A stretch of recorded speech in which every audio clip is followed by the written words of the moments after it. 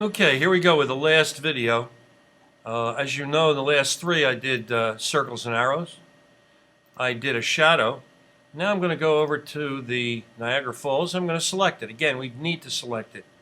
You know what? Before I do that, I want to insert a text box, which I forgot to do because Niagara Falls should have some kind of heading here, don't you think?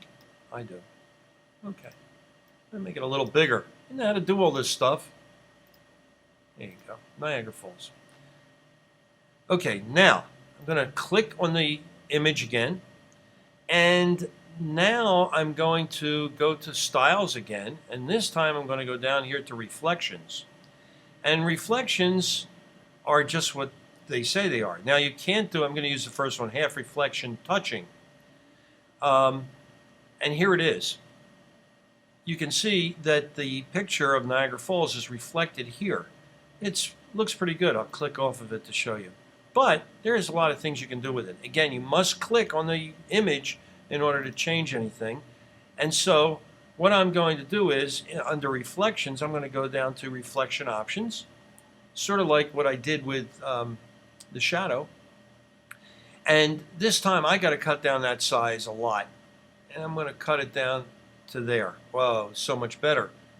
And I'm going to separate the picture from the shadow very, very little at distance. I'm going to just click a couple of times, and you can see this space is getting a little bigger.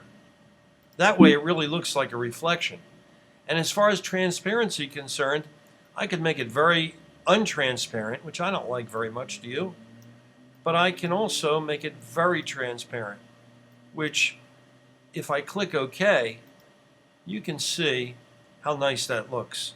In fact, I'm not exactly happy. There should be a little less space here. So all I have to do is click on it, go down to Reflections, and go down to Reflection Options.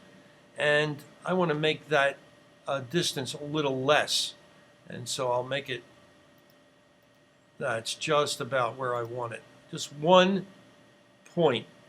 And I'm going to click OK. And I'm going to save it. And so that's the end of the PowerPoint presentation. Now, I don't want you to think that you should make on every picture, every PowerPoint you do, a shadow on each one or a reflection on each one. Here I have no reflection and no shadow, but they still look pretty good.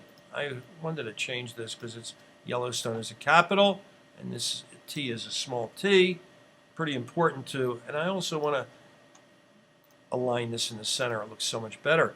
Anyway, don't do the shadows and the arrows and the reflections on every slide you have, but if you need them, you now know how to do them.